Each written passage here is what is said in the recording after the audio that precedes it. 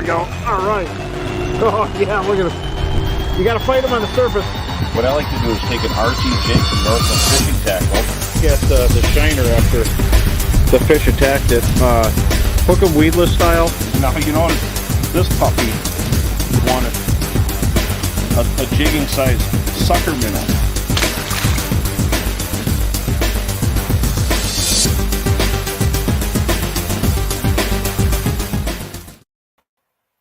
Hello, everybody. Thanks for joining us. This is the Bro Road Show, and we're going to be talking about tips and tricks on how to catch fish all across the Midwest, and tips, fishing reports, and pros on here to kind of help you put more fish in the boat. And I want to give special thanks to Chesterburg Toyota for sponsoring the show, and they have phenomenal customer service. And remember, they've got the trucks that everybody wants. So stop down there and say hi to Brian and Chet and everybody. They're like family, so it's good to have them on. And so before I bring in Sam, he's our visual marketing lure designer. Hey, Nathan, how you doing? He also, so just think, lures that are out there on the shelf and lures coming, Sam's designed, but he also is twice a bass tournament winner. So the guy is just a hardcore angler, gets big bucks when he deer hunts. So we'll bring him on in a second here. Are you enjoying your fall? All this heat? It's like starts out really nice in the middle 40s, high 40s, and then we're almost 80 during the day. How do you dress for that? So, Brooke, would you bring on Sam? We got a lot to talk about this fall bite here. How's it going, Sam? Good. How are you, bro? Hey, good. Had a pretty good day on the water. I was playing the waters of Winnie today, and been on cast here lately. So, how did it go on Mille Lacs? What was going on down there for the smallies? Yeah. So this weekend, and actually it's going, I think, through Thursday, the MLF has an event down there on Mille Lacs. It's the Major League Fishing. So I was actually down there this weekend with the Mille Lacs Smallmouth Alliance. They had their bronze back bash. It's a little banquet to help raise money for the Mille Lacs Smallmouth Association.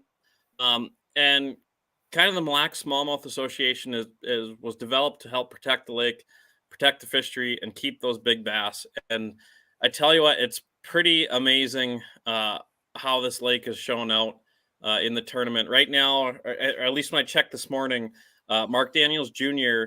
Was in first place with 32 fish for 123 pounds. That's almost a 4-pound average. Wow. So he's averaging 4-pounders. So it's just absolutely phenomenal fish. Giants. If you guys have ever fished Mille Lacs, they just look like a different breed of smallmouth. They're just wide and big and round.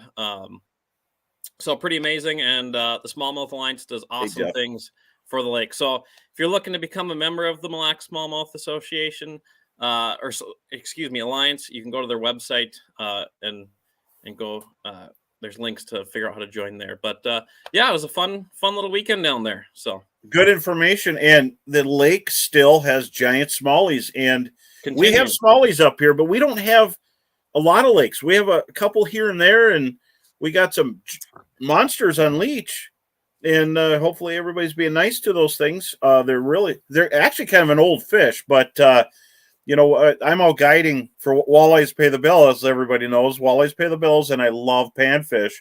And Sam absolutely loves, getting on those smallies. Hey, good to see you guys. Twin Cities Walleyes Unlimited. So before we get on with our great guest, how you doing, Tony? The fall bite is actually on.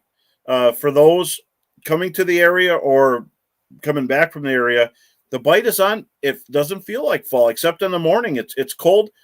Everything's wet outside because the temperature changes so much, but it's already happening. And I don't think it matters what the water temperature is. Don't you agree that it's the angle of the sun?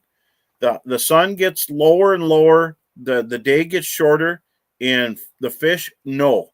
And as the plants start drying up, there's even trees that are turning already right now. So it's just crazy how fast things happen. But have you noticed that's with the fishing? I think you're right there, because up north here we can go so the change can be so drastic. We've had the last few years deer seasons, rifle seasons, hunting in t-shirts. Yeah. And then the week after that, 2 weeks after that, you'll be walking on Red Lake. So I think those fish, we talked a little bit about it last week. They know winter's coming, and they're not waiting for the cold days to start snapping. I see it with the largemouth bass. Seems like at the end of July, those big fish really start biting, but they're light. You'll catch big fish, but they'll be skinny. And as it gets into September here, you start weighing the same length of fish, and they just get fatter and fatter and fatter. So they're everything's putting on the feed bag, getting ready for winter, getting ready for that ice. So yeah, this is one of the best times to be out in the water. Absolutely. And right now, there's still people dragging spinners on the local lakes. Been really good. And then trolling crankbaits at night, the Rumble series. This is a deep V jig. I want to show everybody really quick. I get this question all the time. There's a shiner. Look at that. Can you imagine how grubby my computer is? I'm going to double hook this shiner. So you go in the mouth here. I should have my cheaters on. And I come out like this. Now, the old Canadian way is to come out the gill. I'm more of a caveman than that. I turn and I roll the minnow onto the hook like this. So now you got a weedless minnow. Just a launch in there, and I know it's a barbaric way to hook your minnow, but it's still wiggling. It's going to die anyway. And I jig so hard that it ain't going to last. If you just take a minnow and you hook them like this through the nose, you might as well just throw your minnows in a lake and drive back home, because, there's so many little perch in the lakes, and they're just going to hammer it. Just try that technique, and if you want to keep them alive, going out the gill and back in, and the bite is good. That's right. Red Lake's on fire, shallow water, tons of small fish, but you're getting your limit of nice eaters. And Lake of the Woods, the whole thing is happening. But coming up here in just a minute, but I want to give a little intro. We have a special guest tonight, Tom Huynh. And, his name is Huynh, but it's pronounced Huynh. And that's what he does. The guy just wins all the time. And to give you an idea, he's a walleye tournament angler, but he does bass and all this other stuff. But he's a phenom. He's changing the landscape of fishing. And how is he doing that? Well, basically, he's entering tournaments and he's winning by new techniques. There's Tom and Nate Wolski. They're like the dynamic duo here, and they're winning with new techniques by margins of over 20 pounds at times. And it's unbelievable. And he's had 9 first-place finishes in the last 3 years, 3 second-place finishes, a third-place finish, and this is MWC, this is AIM, and this is National Walleye Tour. And they got Team of the Year twice, and that's in 3 years. So I don't know any events in those circuits either. So incredible numbers. Yeah, we should call him Tom Never Loses. He takes their money, but what an impressive amount of wins. And so, Brooke, bring on Tom. How's it going? There you are. Good to have you on. I know you're pre-fishing. Thanks for taking the time to talk on the Bro Roadshow. No, I appreciate you guys having me. And I heard you mention Toyota. Yeah, absolutely. Reliable. I'm in the land of 30 below zero, like almost every day in the winter, and it starts. And I don't even plug mine in. So that's and pulling boats around all over the place. Just very reliable. So yeah. And you're AFCO, aren't you? Also, what's that? I seen you were an AFCO. Are you sponsored by AFCO? I'm not. I'm barely sponsored by anybody. Can you? The AFCO gear is unbelievable. Whenever I, being a business owner, I'm pretty cheap. Frugal is a nice word to say it, but yeah, that's good. But when I went, after these tournaments and stuff and getting poured on, I bought some AFCO gear. Yeah. Crazy. Like it's like Yeah, It's good. it's wonderful stuff. Like this is a shirt. This shirt is so nice for wearing out when it's hot. It's comfortable when it's cold, but and all that stuff. But getting on to Tom. So Tom, where are you originally from? From Arkansas. I'm from Arkansas. So yeah, Arkansas, small and you cattle grew up on a farm down there. farm. Yep, small That's cattle fantastic. farm down there, just like 100 acres, and like you just basically a little cattle farm. That's fantastic. And so you've got knowledge that some of the city slickers ain't gonna have. This is Hey, Mom's fantastic. here. Look at Mom's down there. All right. Yeah, we're proud of your winner too, because this guy's really awesome. And so, who got you into fishing? I want to know what made you want to fish. My father got me into fishing a long time ago.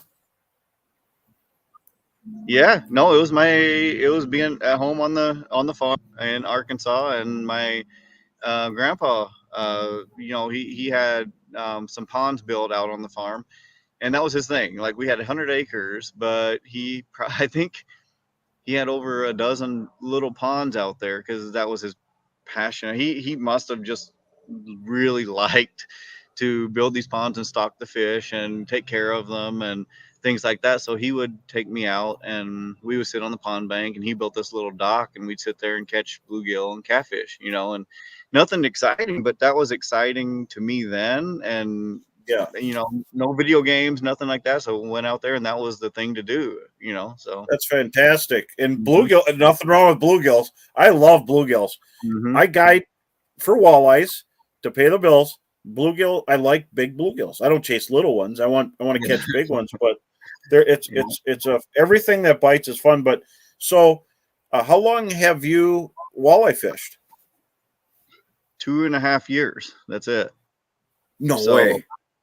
Yeah, Really? so, yeah. What an impressive So you deal here, started man. winning tournaments right from the beginning. Yeah, so it was the beginning. So I did a random walleye tournament, like 5 years ago or something like that. But that was literally somebody entering it for me, and I jumped in it, and it was what it was. But then 2.5 years ago, it was in 90. Well, no, wait, 90. No, it was in whatever. What was it? 2020. It was during COVID anyway. Yeah. So we went out, it was Leech Lake, and my bass tournaments got canceled, my Bassmaster Opens, and rescheduled. When they got rescheduled, I couldn't be on the road for 9 weeks in a row with the business at home and everything like that. So I jumped in a walleye tournament, and I just gotten a little camper on Leech Lake, and I mentioned to my next door neighbor, Nate, and just met him. And I'm like, there's a tournament coming. Do you want to jump in and be my partner? And he's like, what? But so you were camping next to him, and that's how you guys met. That was Sam had that question. He was gonna ask you, but we've only known each other for 2.5 years. That's it. A lot of people think we've known each other since we were kids, but that's the thing. We worked together extremely well. And so when we decided to fish that tournament, then I didn't have any bass tournaments, so my focus just shifted, and I had 5 days to prepare, and just that's how everything started. Wow, that's fantastic. And so, you own a couple of nail salons. Is that in over in Fargo? Yep, Fargo. Yep, Polished Nail Spa in Fargo. Yep. And you decided to go that route from college? Well, no, I came up to Minnesota for college, and the first person I knew up here, her family was in the nail business, and then I, after like going to the salon and like studying with her, doing homework, she was receptioning at her parents' nail salon, and that's when all of it started. So a few months into it, jokingly, they said, "Oh, you should do this. We're going to expand our salon." And I'm like, "No way!" I'm small time cattle farmer from Arkansas. What are my friends gonna think? I'm not. That's no. And then, That's but fantastic. a few months later has passed, and I'm like, needed money, and it's college kid, and Yeah. and my so I was like, I could see the potential there, because I was Yeah. in the salon studying with her and stuff. So I saw that and was like, okay, I can do it. Yeah. And thankfully, they offered to pay my schooling.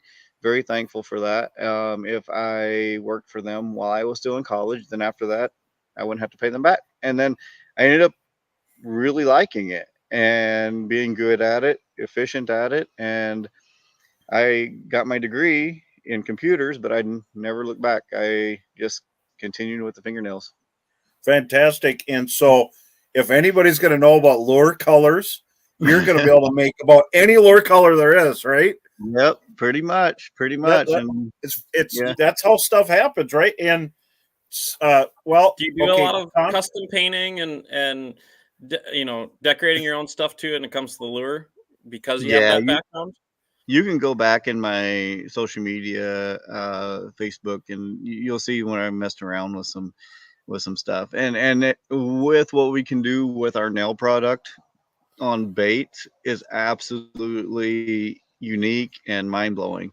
However, I don't fish with any of it. I don't use those techniques like crankbait, stuff like that. I use crankbaits, but not. I'm sorry. When it comes to color, Yeah. I'm not. It's just like the color. Sam, Sam, he has to deal with colors all the time and lures, and he designs stuff. I mean, he's a mad scientist. I've spent a lot of meetings, a lot of 4 or 5 hour meetings deciding color for you to say, huh? But no, it's I totally get you, and it, I think a lot of it's fishing confidently, and if you're confident in a small array of colors, that's the way to do it. And a lot of guys, you have to have every colors, and I've been out there where a certain colors the type, the deal, especially ice fishing and whatnot. But yeah, but those guys do well too. They're successful too. The guys that switch out the exactly. colors, I think a lot of it's confidence. That could be someone's nails right there. There it That's is. one of Sam's designs. And then, this is some of the stuff for the Northland crankbaits, and just thought I'd show that. But that's fantastic. And so, getting into something else now, Sam, we got an announcement to make, and we got 2 announcements to make. 2 announcements to make. Okay, Go ahead, Sam. So first of all, we talked a little bit about the beginning of this. Tom, you said you didn't have a lot of sponsors, but we are happy to announce that Tom is going to be working for us at Northland. We've been watching him for a while. We're really excited to see what he can do. So we just got Tom on our team. So congratulations, man! Congratulations to Northland too. From now on. So that's awesome. We can't say how happy we are for that. And then the second announcement is we have another Northland giveaway going Fantastic. on. So I got a bunch of the new stuff. We got the new Mimic jigs with the Gamakatsu hook in there. That's part of the Elite Series family. We have the MVP jigs with that Gamakatsu Big River hook in there.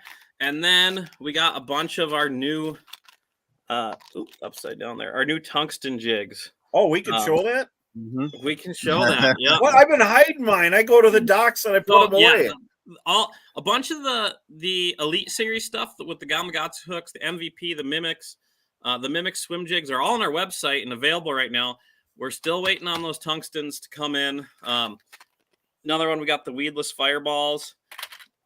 We're going to do a Northland hat. And then, of course, the new Bro Roadshow mug here. Oh, man. So we're going to give away, it's a pile of stuff tonight. Be giving it away at the end of the show. So make sure to like, comment your questions, and share the show, and that will get you entered in to win. So okay, that's fantastic and great news, Tom. Glad to hear you're part of Northland Fishing Tackle, and I'm sure you're going to help Northland I mean, they're already doing so good, but you're a big asset to them. So we had a quick question, and this ain't on it, but Toby wanted to know what's your number one lure. But by all means, you're pre-fishing for a tournament. What do you like when you're fishing with minnows or what's one of your favorite lures? Well, now, and this is no like it's going to sound like weird because you guys just announced that, but I got a box at my doorstep the other day of all that stuff you just showed, Yeah, and that tungsten short shank jig honestly is like somebody was sitting in the boat with Nate and I and listening to us for real. that's Like, fantastic. no, it is. It is. So I've been using it, and here's the thing. Wait, till when are they coming out? We might have some availability this fall, but for sure next Mhm. spring they'll be on the store shelves. Okay, wait till you see my colors. Oh, this will They're be gonna. great. It's gonna be insane. So for real. So Oh, what? Everybody, you heard it here. He's I'm already super revealing some excited. stuff here. I'm That's super excited about that.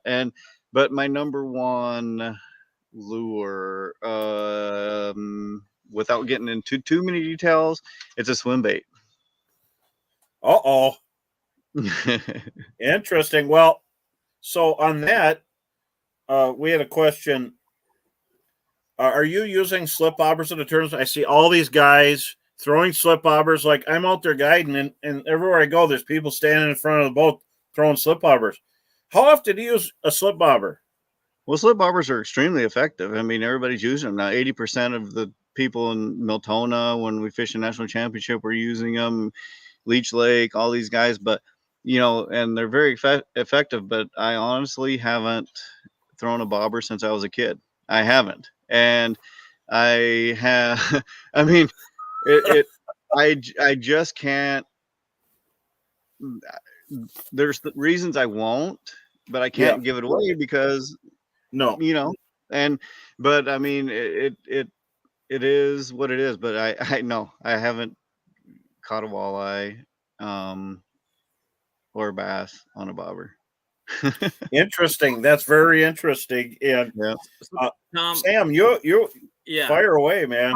From just this short time getting to talk with you so far, it seems like Yeah. you've come to things in a lot of unconventional ways, maybe, but you're very successful at it. So that being said, you're good at walleye fishing, but is that your favorite species to fish for, or where did you really cut your teeth getting into fishing? With what Bass. species? Bass. So yeah, so getting into the tournament, the competitive side was bass, and that's because it was in the down south. I mean, that's huge, and you got Bassmaster, you got all that. So that's what I chased first for the competitive ness. And so because I moved to Minnesota, I wasn't very attuned to walleye, so I just never even thought about it. But yeah, I mean, and you said unconventional. That's Mhm. true, but that's also, I think, part of why it's so good. Oh, okay. Because Yeah. every these walleyes up here, they're educated, just like bass get educated down south. And you give them something a little bit different to look at, they're all about it. So Yeah. that's the thing. I mean, give them something different. And Well, and we had a quick question here that coming up on Sam's question for you. If I can't remember it all, but what in bass have you brought to walleye? I mean, what's basically there it is. Jeffrey Stanway, great question. Your bass experience taught you about walleye fishing. That walleyes are probably even more aggressive than bass. The thing is, I'm utilizing a lot of bass baits and using them in instances deeper.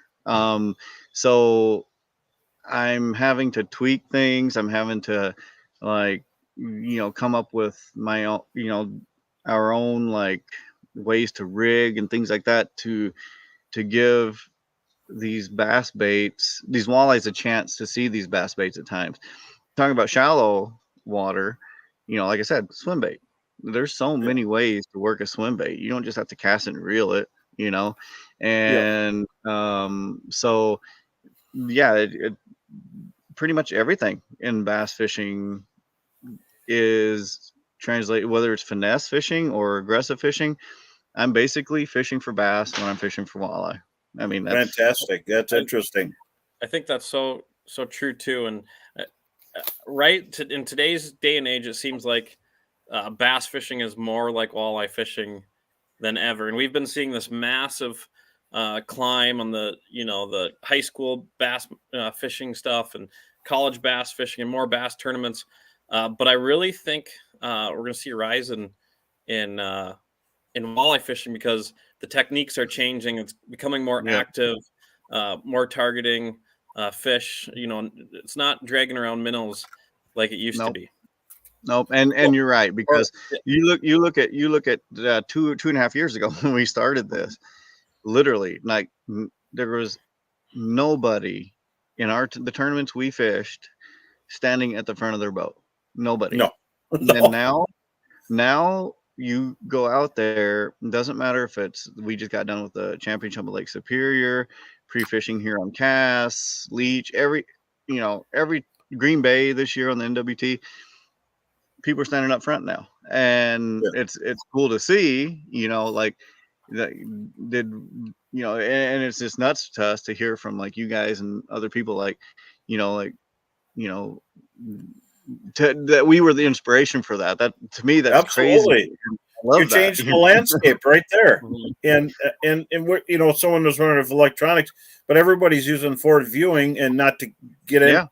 I have my sponsors for this show, but I love using my Humminbird, and it really helps. But in bass fishing to walleye fishing, in the National Walleye Tour tournament was won with bass spinner baits on lead core trolling, and I was right there, and all of us knew it was something that came out of McConaughey, and you couldn't hardly find any because some people bought them all, and but that works really good. But drop shots, I've been using drop shots for quite a while. I just didn't tell anybody. And is that something you would ever use? Yeah, I mean, I've used it. I will occasionally tie one on, but one thing, it's very, like when you're chasing tournament fish, when you're catching, trying to chase giants, that's one thing that I have not found consistently effective with big walleyes. Interesting. If I'm casting into a school of fish, it could be, 22 inches or lower into a school, I think they'll bite it because they are, they're fighting for it. But I don't know. I have a theory. So I use extremely light line for this to try to get the big ones to bite. But it's for some reason they won't commit. And I think it's my theory is that, and I don't know this, I'm not a biologist, but it almost seems like they get close, they want to bite it, but they can feel that line on the top and bottom, and then they just shy away.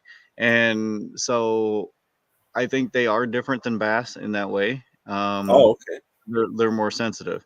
I mean, the mouths are shaped different. So that's the other thing with, now having like Northland, maybe, like I think the hooks in general need to be different for walleyes versus bass. Like there's just because a bass's mouth, a largemouth or a smallmouth, their mouths on the inside are more concave, whereas a walleyes are flatter.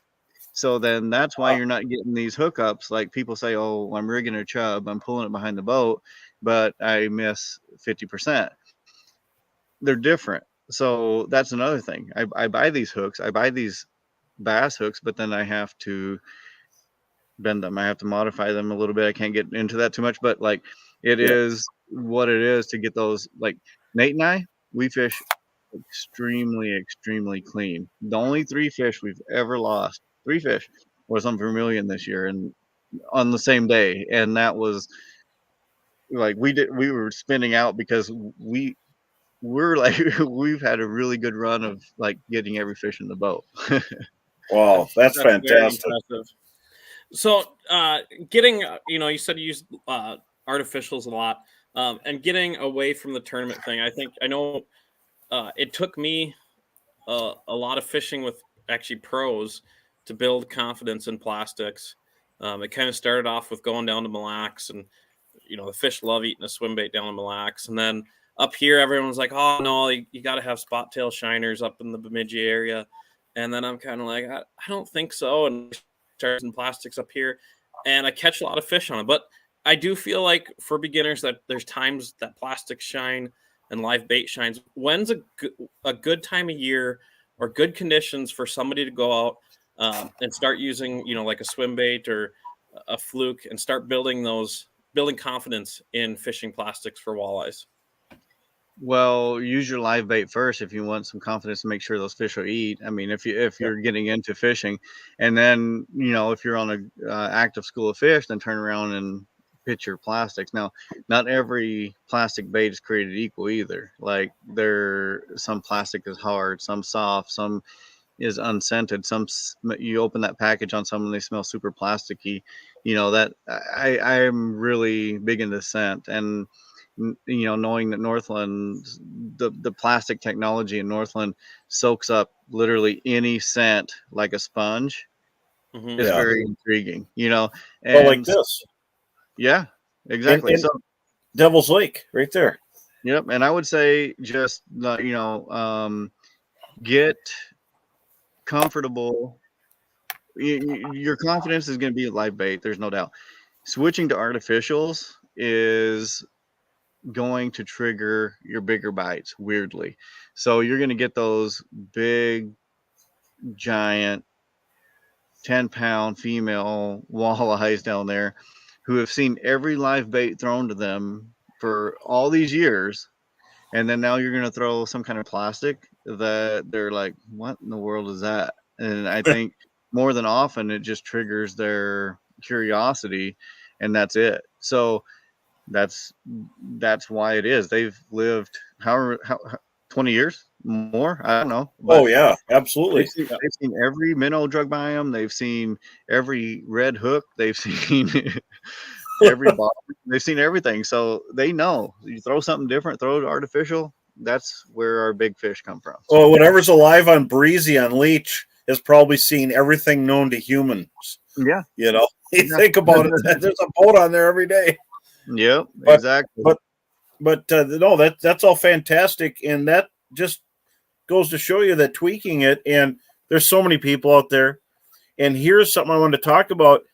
There's people who have teams, and ever since I did tournaments, there's big teams, and I would travel with co-anglers. Like Todd Dankert was an original a co-angler that traveled to help expenses in the FLW, the National Walleye Tour, and all that stuff. And kind of was a lone wolf. I might talk to someone else, but everybody's on these big teams. So my big impression being that I usually fish by myself, or maybe like over at Cass, I have some guide buddies. But when it comes to tournaments, we're done, right? But you are a lone wolf against all these giant teams. They're all watching, and you're beating them. And that, to me, is fantastic. Yeah, I love appreciate that. Yeah, it's been, that's the biggest challenge, and that's what keeps my foot on the throttle big time, because I just enjoy the competition, whether it's business at home and with the finger and the nail salons or whatever.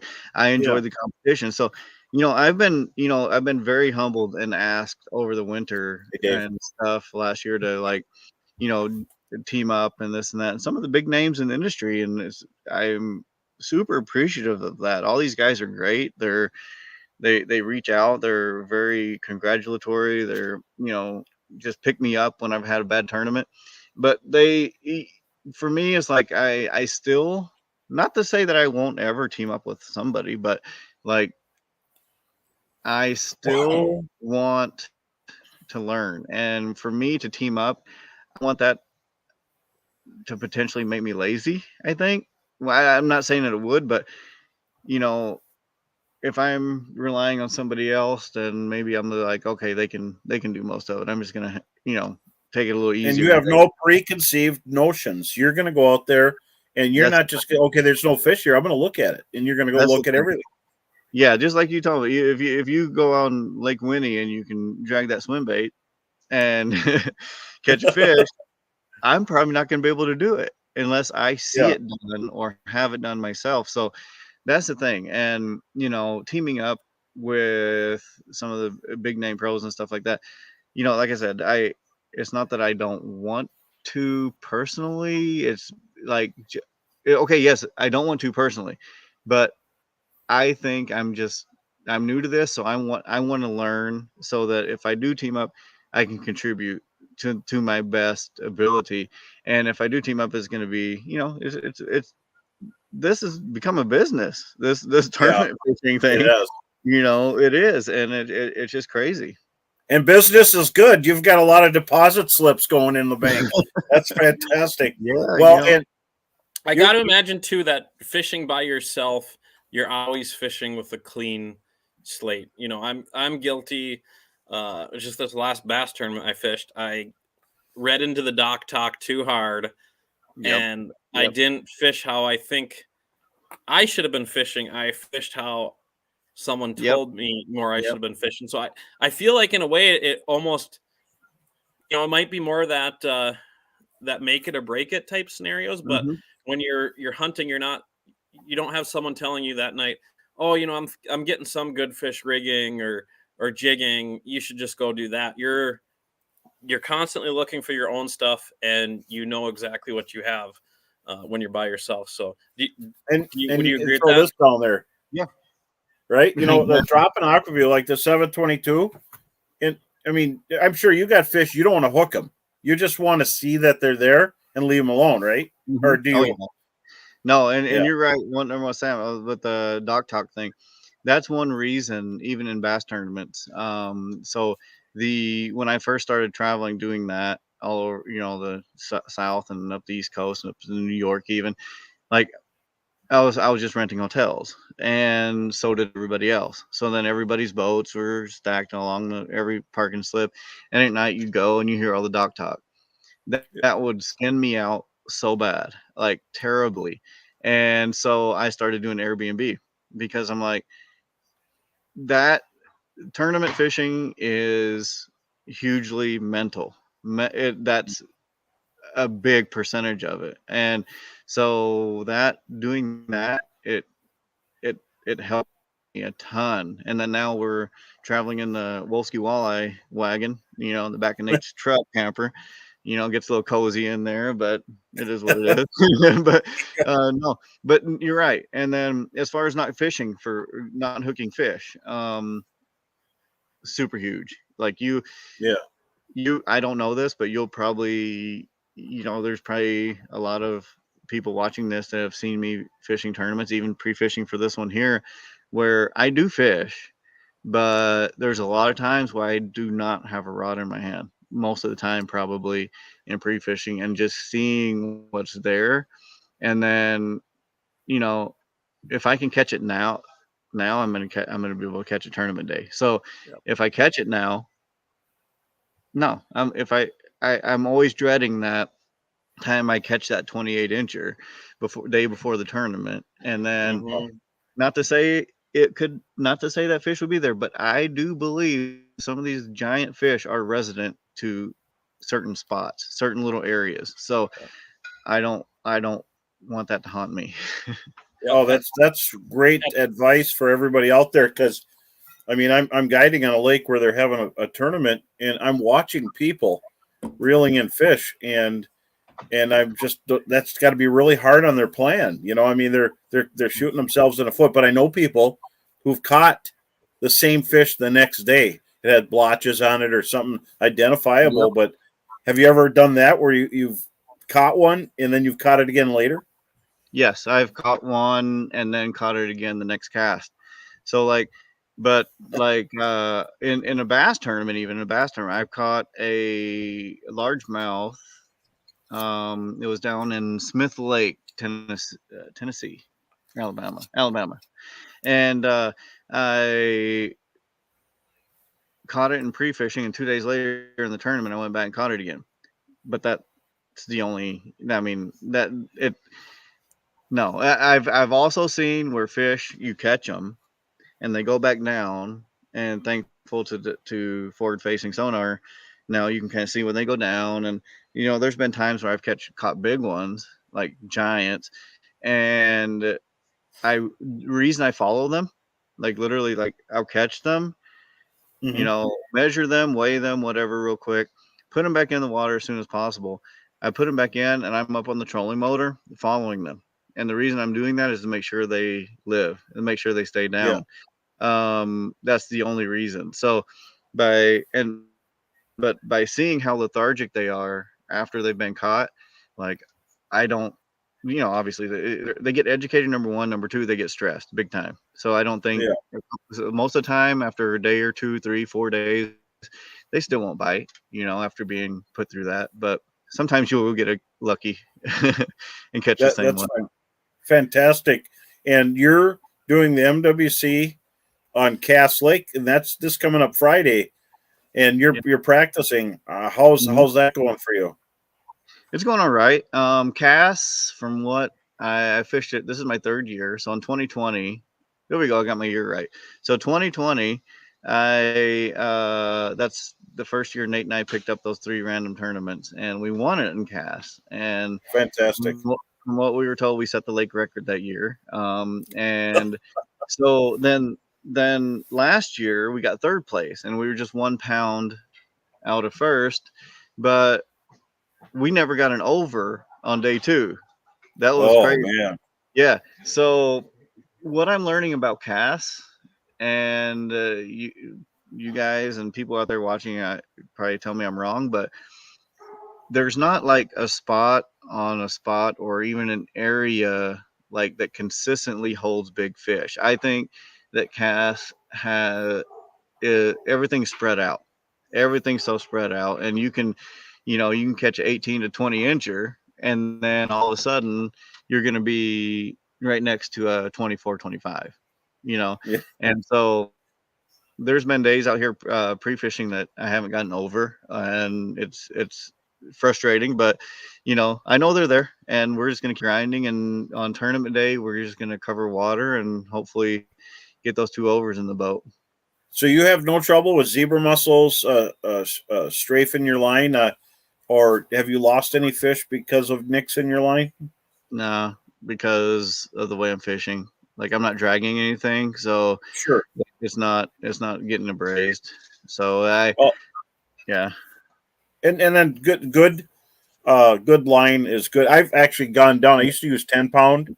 I use the Sunline FC leader material, and I have that. I love braid, and I think Cass Lake and Winnie braid is getting a little bit tougher. So I'm really tying some long leaders, and I've gone down to 7 pound, but I get a little nervous going too light. I've gone to 4, but that's as light as I want to get with customers because they set the hook so doggone hard.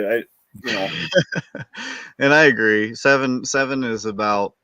I will go to 6. 4, but at times. But 7 and 8 are my go-tos for sure. So, and on like Lake of the Woods, stained water like that, something you can get away with from 10, 12. Good, Sam. So talking about clear water and stained water, Cass is like crystal right now. Do you look forward to those? What a lot of walleye anglers would say is a challenging bite with the crystal clear water like that. Do kind of those grinder tournaments stick out to you, or do you like something where you can get away with a little bit more, like a dirty water situation? I guess either way, it don't matter.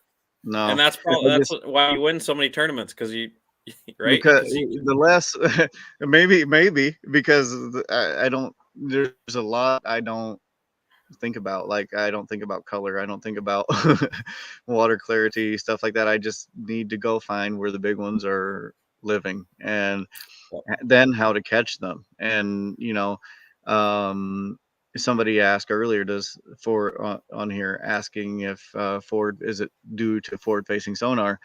Um, some of it is, but at the same time, no, it's been done with bass. It's been done with bass. Why wouldn't a walleye react to the same thing? Look up the bass guys are throwing. Look at a Lake of Wahi when the elite angler caught a 13-pound walleye in 70 feet of water on a giant plastic bass bait. I mean, that there you go. There's Wow. there's my answer. Like that's just the way it goes. That's so interesting. And so take all these lakes you've been to in a very short amount of time, less than 3 years. Which one is your favorite lake to do tournaments or just to fish? Oh, Leech Lake, just because Leech Lake. because I've talked to a lot of tournament guys and they'd hate coming here to Leech, and so, but to me, it's very, very challenging.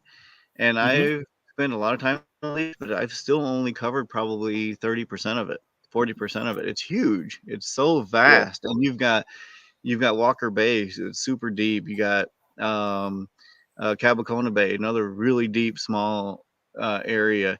And then you've got the big lake, which breaks down into multiple different lakes, different rock structures, all this grass, all this stuff to fish. So it's my favorite because it's the most challenging. And there's still so much to be unlocked on Leech Lake. And Lake of the Woods. I've only been up there. I've only fished Lake of the Woods 5 or 6 days in my life, but And you won. yeah, And you won the tournament you were in there by 35 pounds. by 35 pounds. But I want to You're go killing back. them. I want to go back because it's just eating at me to get back up there and try to catch some more giants. Yeah, that lake is full of them. And so you won by 35 pounds. And I mean, and none of these tournaments are easy. No, they're not easy. You are slaughtering people. These are tour guys, and some of them have been out there forever, and they know that they've been to these bodies of water over and over. It's like rehearsal because that some of these tournaments keep coming back to the same areas, and you're going there and not just beating them by a pound or ounces. You're doubling their weights. You're killing them. So that's absolutely fantastic without a team. Yeah, It's all but, you. But like you said, you said it exactly right. They go up there, everybody goes up there like it's rehearsal. Mm-hmm. Same old. So then it's changing, and people are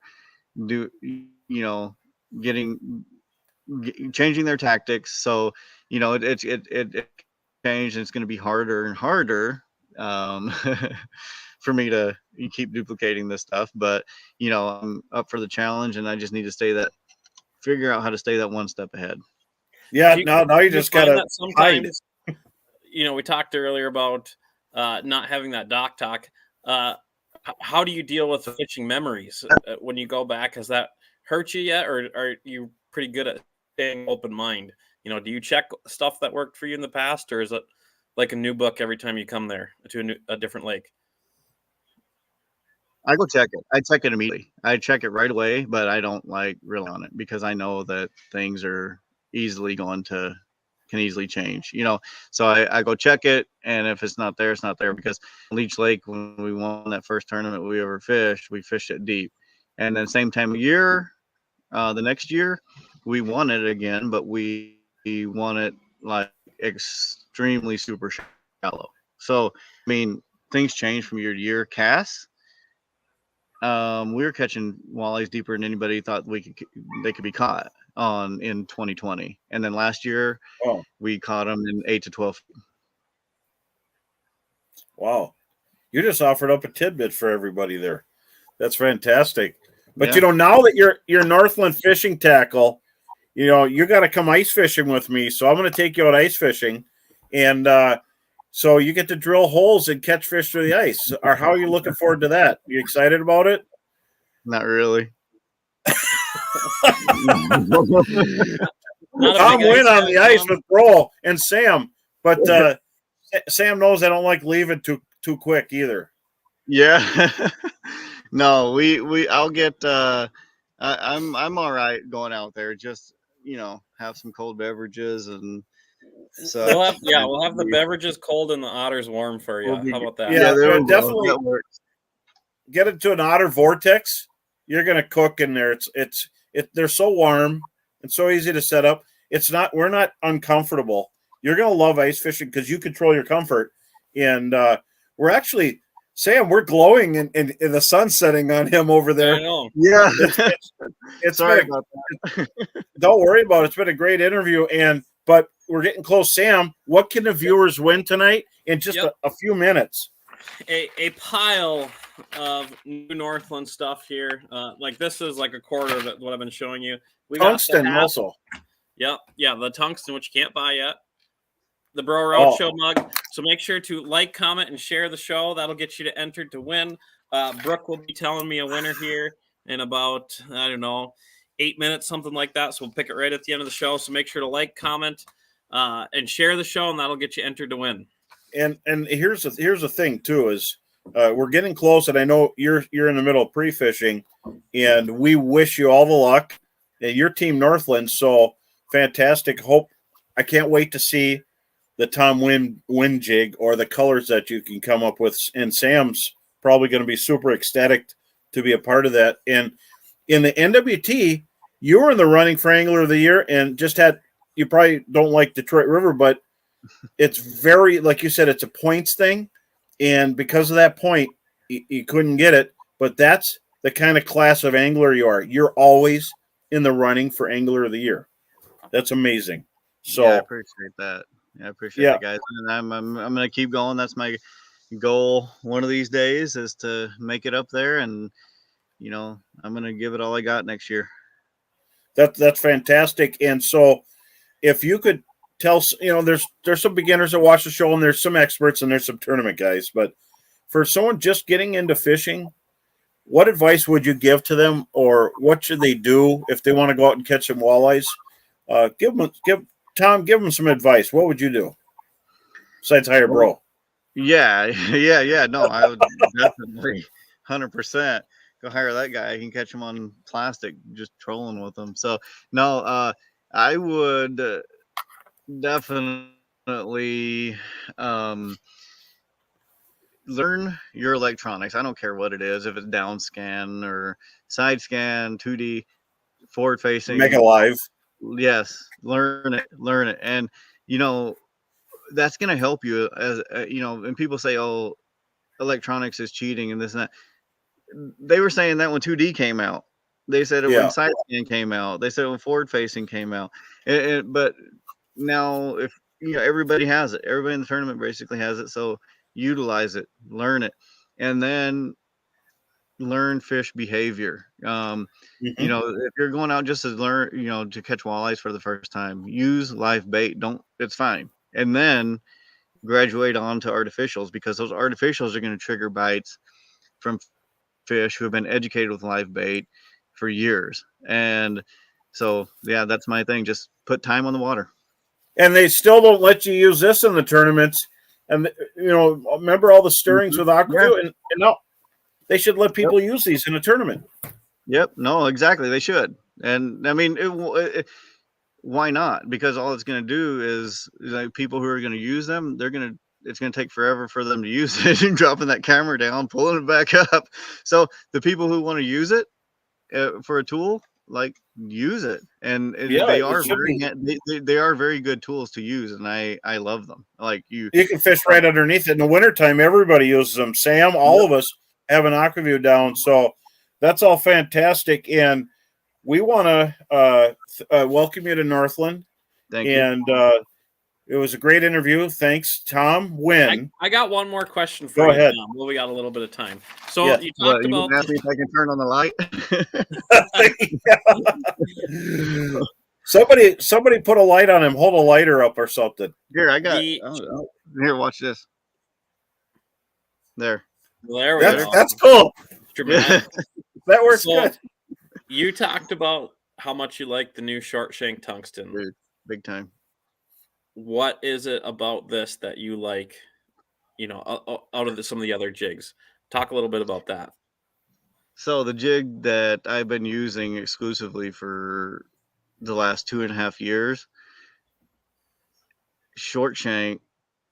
The only complaint I had about it is that the gap of the hook was too small, but it was still very effective. I wanted one to be exactly that size, and it happened. So, somebody was listening, somebody who was paying attention. Also, so the tungsten, that is an aspirin type head there versus your ball head. So my 1/8 ounce ball lead head jig falls much slower than that 1/8 ounce tungsten. Same weight, but that's slower. So there's going to come a time when there's going to be a 16th ounce tungsten. That's even going to be better for us as anglers, because I believe the less the fish can see. That's why I'm all about the short shank. The shorter the shank, the better, because the less the fish can see, the better to me. So when they come out that 16th, it's gonna be so tiny. You're gonna have a better hookup ratio with that same size hook, and it's gonna fall the same as an 1/8 ounce ball lead jig. Exactly. So it's like, how could somebody get so stupidly excited about a jig? I don't know. That's I awesome. did. It was just like a week ago when I saw him, and and I like that there's a T in the eye. You see that? Yeah. Hey, that was my contribution. T for great question there, Sam. And Tom, you and I know somebody that's got them. John developed this. We only got a few minutes left here, but John developed this fireball hook years and years ago to have this wide gap. And you can see how the collar of the jig, for the viewers, comes out higher. Yes. And that's that gap Tom's talking about. So your line is right here. So you're getting a lot better hookups with a short shank. Because if you were to have a short shank jig that popped out here like a traditional jig, there's just too much stuff in the way. Exactly. And wait till you see. Wait till you see my colors. Oh my God, I can't wait. Man, can I? Is there any made already? Can I get some here before Friday? No, hey, Sam, I'm coming over after my guide trip tomorrow. Yeah, he hasn't even shared them with me yet. Mike's been keeping them a secret from us, apparently. Might have all been bit off. I know we got some stuff in the work for you, Tom. I'm really excited about it. But another thing, as just kind of more of I'm not a tournament walleye guy, as a casual walleye guy, that I found out with the tungsten this spring is it was super helpful for me in adverse conditions. Current, high wind, anything like that. Like Tom said, he, in the tournament situation, is using it to get away with a smaller profile to get down to the same depth. Well, the same happens when you get some wind current or the wind blowing your line, or they're biting light. It just really, it gives you that little extra edge as an angler. More feel. It just fishes better. So it's a cool jig. Can't wait for him to get in and share him with the world. So now, Sam, we got to pull a winner here because people are waiting. We got to bribe them, right? Yep. So the winner of tonight's prize pack, all the Northland goodies, the hat, the Bro Road Show mug, is going to be Cale Levine. Oh, congratulations, nice. Cale! Right. You're the winner. Congratulations, awesome. Cale, we'll be reaching out to you to get your shipping information, and we'll get that sent out to you. So. And I want to thank the living legend, Tom Huynh, who wins everywhere he goes, for being on the show. And then also congratulations being with Northland. I want to thank Chesterburg Toyota. If you come on, stop in and say hi to Brian. And everybody, wish him luck. He's about to fish a tournament. Good luck. And we'll see you later. Thanks a lot. And I appreciate you. I want to thank my lovely wife Heather for organizing, Brooke, my producer, Sam, my co-host, because Sam is a great co-host, and Tom for a guest. You guys have a great night, and we'll see you next week. It's Tuesday at 7. Peace out.